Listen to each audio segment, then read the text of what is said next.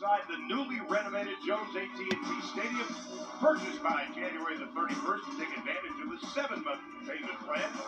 Visit TexasTech.com or give us a call, 806-742-TECH, that's T-E-C-H, to become a Red Raider football season ticket holder today. Coach Huey cannot be pleased with the turnovers, and a lot of them unforced turnovers. Right. It's been a little sloppy start there for them. 7 turnovers. That's on track to have 28 for the game, which is entirely too high. Unselfish play. Texas Tech with their 7th assist of the ball game. That seems to be better for Texas Tech. Tech 12 points in the paint, make it 14 now. They've gotten 8 of their points off turnovers. Last win for Houston and Lubbock came back in 2007, December 4th to be exact, 66-63. Go inside, that's a tough cover for a win. Gets knocked out. Logan McNeil, the redshirt sophomore from Rockwall, working on the inside. But it was really good backside rotation by Wynn to rotate over and take that roller who was about to have a layup right to the rim, stay straight up, not foul, force a play. 2.5 on the shot clock for the Cougars. They didn't use hardly any of it. Into the hands of Maupin after the miss by Blair. Shavers, Wynn wide open. And again, Houston dominating the boards here in the early going. But I like that 3 in transition. That was a great pass by Jasmine Shavers. Good awareness to find her shooter. So I haven't loved some of the threes they've shot so far this game. But that was a good open transition 3. Texas 2 of 7. They try to roll again. Almost a turnover. Boyd, baseline leans in, counted. Nia Boyd. And that's where Boyd can be so dangerous. She's fast. She's good at getting into the paint. She can create. She can go up and finish with contact. Last game, she had 20 points, went 4 of 8. Had 12 versus Tech in the opening game, and I thought Coach Huey made a great point about what Nia Boyd needs to do tonight. He said, listen, we know what she can do, but she's got to have 6 or 7 assists in this game. Right, because that's what the kind of catalyst she is and how she can create out of their high ball screen offense, their dribble drive offense. A lot of that starts with her drawing defenders. She's number 9 in the Big 12 in assists per game. Can't get the free throw to go down. The lead stays at a half a dozen.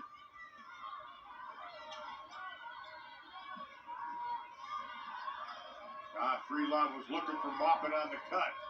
They went over this play 100 times today in shoot around.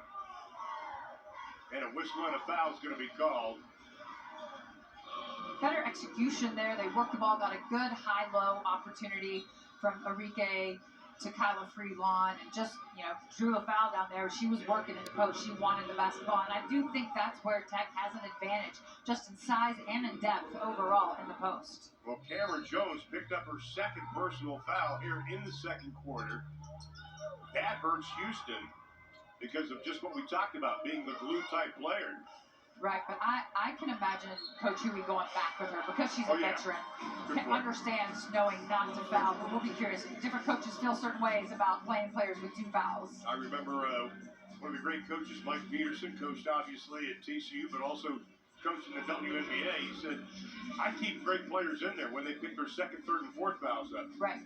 He said, I think they know they don't want to foul out. Right. And you know which players you can trust. Absolutely. to stay in there and be smart, and which players that might just accidentally pick up the third. Accidentally on purpose. Logan Johnson already with one of the Lady Raider Dominator Awards, which they give after wins, the freshman out of Houston, Texas. And she likes the fact she can get to the free throw line. She was in the 40 percentile shooting from the stripe. Now she's closing in on 60. Really has improved her free throw shooting. Right, which is a must. That's a big growth area for her, as we've talked about, because of her ability to get to the foul line. You want to go earn those points. Timeout's going to be called for Houston because they thought they weren't going to get it across the timeline. And with that, we'll take a break. 8:05 to play in the 2nd. The Lady Asana, a smarter way to work.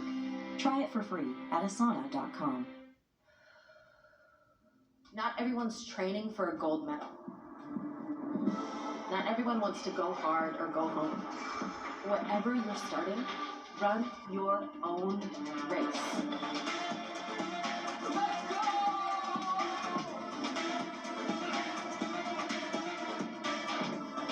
Because doing something is everything. Rent the Peloton bike or Bike Plus today at onepeloton.com. Terms apply. The Australian Open in stations on the networks of ESPN. Women's college hoops on ESPN and ABC. Talked at the top of the show that this is a senior class laden team. 11 seniors. They've got 3 graduate transfers. Only 1 freshman on the team. And that's kind of an oddity in college basketball at this point. But still, they've got a lot of players that have played a lot of basketball. They do. They have a very veteran team, you know, which is great in so many, you know, ways because they have a lot of game experience. But as we talked with Coach Huey about this morning, because there's a lot of new players still, Right. There's still that gelling.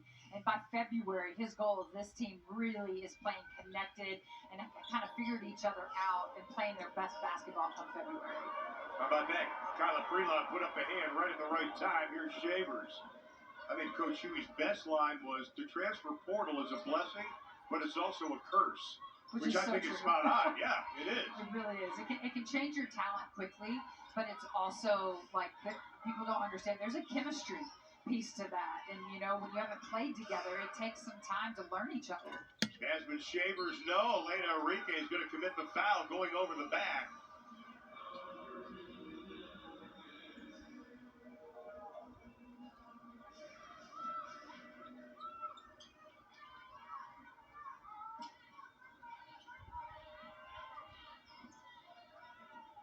The lead is at 8. Texas Tech 0 for their last 2:29, trying to break down with Logan Johnson. Counted and a foul.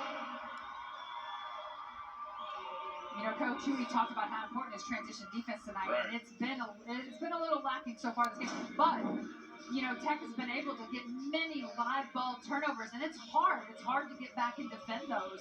And Tech has really taken advantage of those deflections and steals that they forced already early in this game. Well, that's one of the things he talked about. You can't let Tech score off those transition and those turnovers. Right. And here is Logan Johnson.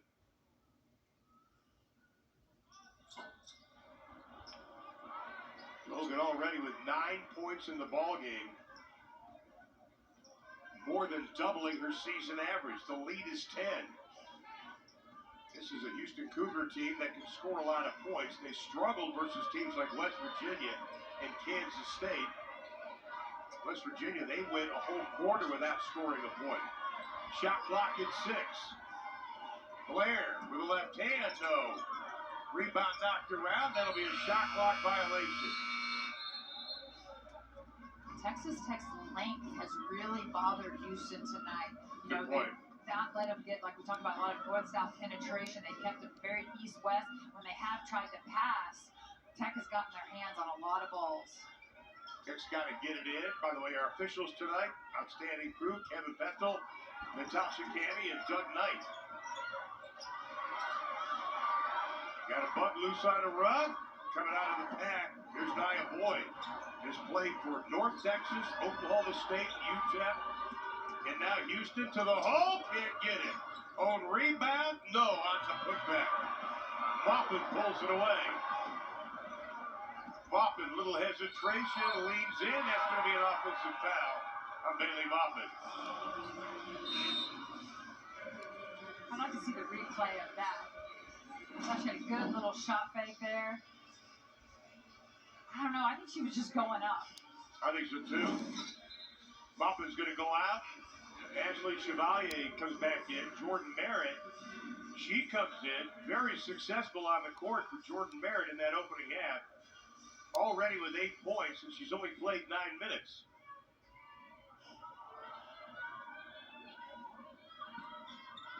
How about that quick move by Bird?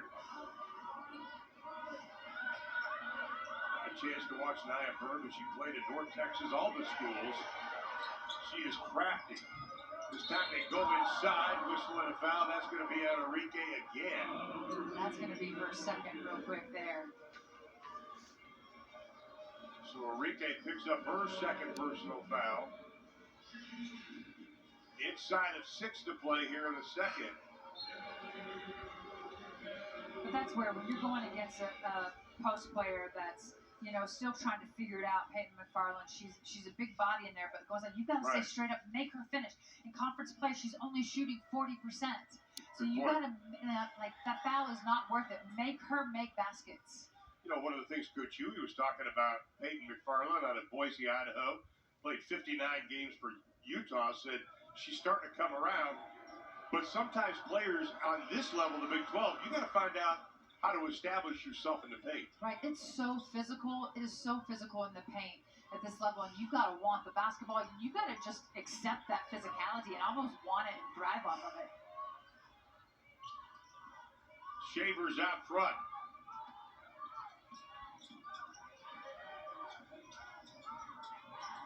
Shot clock goes inside of 10.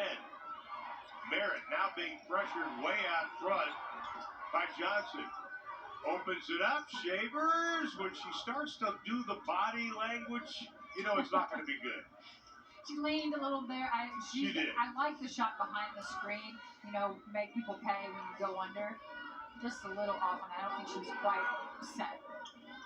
Houston, no field goals in the last 3:20. That's going to be a charge. That was a heads-up play, though, and I love when you miss a shot or a player gets back and then makes a play on the defensive end. She saw McFarland rolling, got over there, got there early, let her roll right into her, took that charge. And again, the 94 feet of heat. Jasmine Lewis doesn't know exactly what to do with it. Hands it off to Shavers. Give it to a guard. That was a smart decision. Yeah, that's not that hard. Shavers working straight up now against Anya.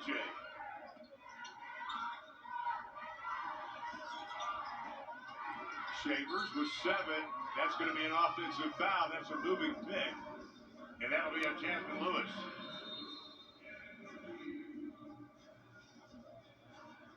Checking back into the lineup for Houston, Logan McNeil.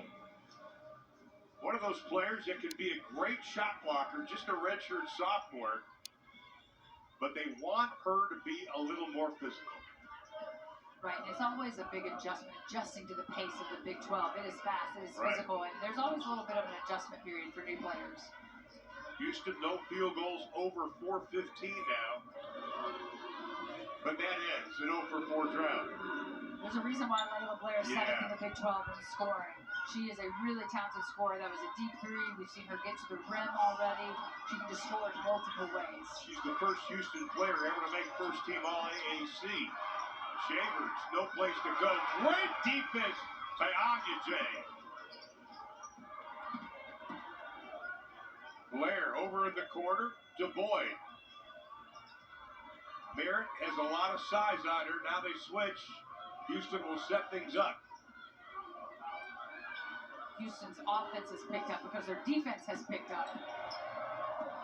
Air ball by Johnson on the 3. Texas Tech scoring drought 3.5 minutes. And in that span, they've turned it over 4 different times.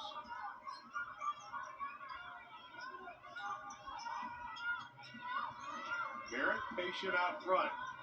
This is one of the plays they worked out earlier today. Can't get it.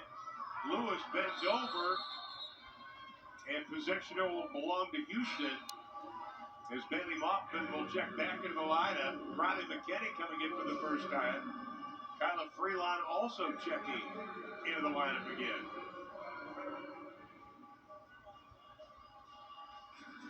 And again, the scoring drought by Tech. That is part of the problem they've had the last 6 games. They've only shot 37% combined in the last 6. Right, and they're off to a better start tonight. You know, shooting 50%. I think they're, you know, for the most part, they're taking pretty good shots. Right. And when they can get into their offense and execute, they are getting good opportunities.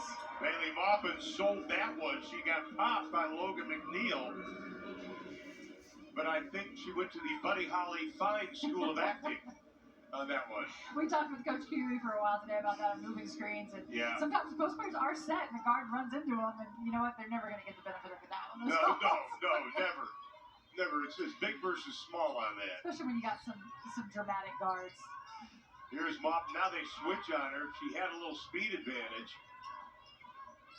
Merritt backing down on Blair. And possession there will belong to Texas Tech, but Coach Huey loves it. He's got a great staff, part of this Houston team. Got one of my favorite all-time players, Ty Dillard, who played at Texas and in the WNBA for San Antonio. Von Reed, who's got a great history of coaching. China Grimes. I love Coach Huey's staff.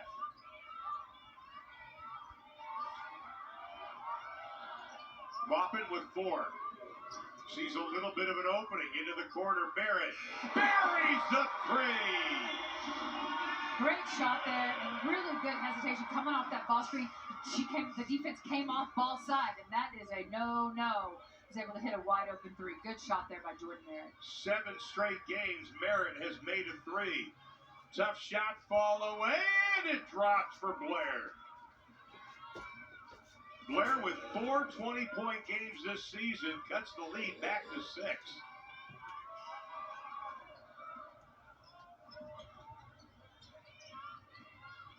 Johnson, beautiful drive. Logan Johnson's got double figures with 11. She is playing with some tenacity tonight. Both teams in attack mode right now, trying to get to the rim, really trying to attack each other's defenses. In the corner, the 3.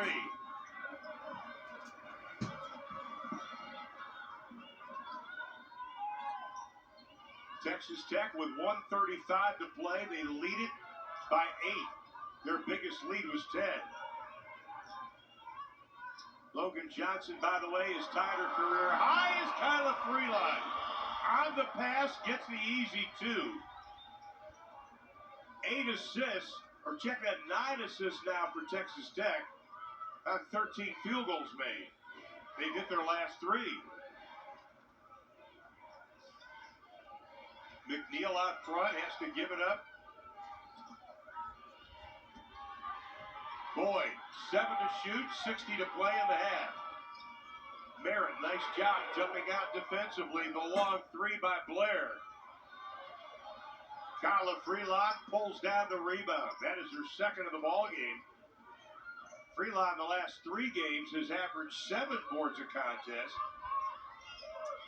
It's about 1.5 better than overall.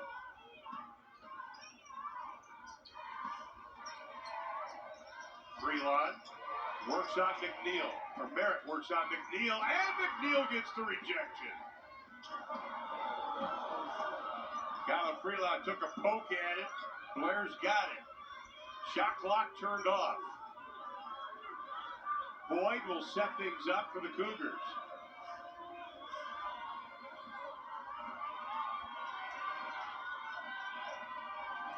Tries to work off the pick. Johnson stays with Boyd. With 2, with 1. Barry!